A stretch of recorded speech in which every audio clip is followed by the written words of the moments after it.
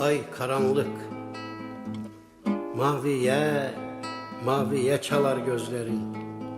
Yangın mavisine, rüzgarda asi. Körsem, senden gayrısına yoksam, bozuksam, can benim, düş benim, ellere nesi.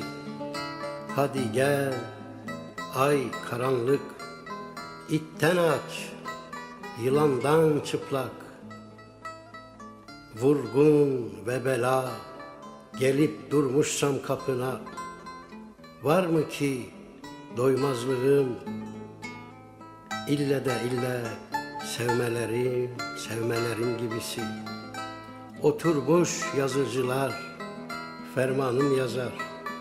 Ne olur gel, ay karanlık.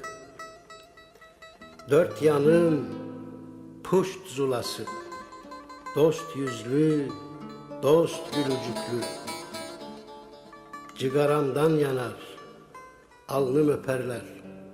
Suskun, hayım, çıyansı. Dört yanım puşt zulası.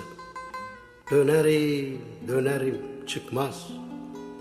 En leylim gecede ölesim tutmuş. Etme gel, ay karanlık.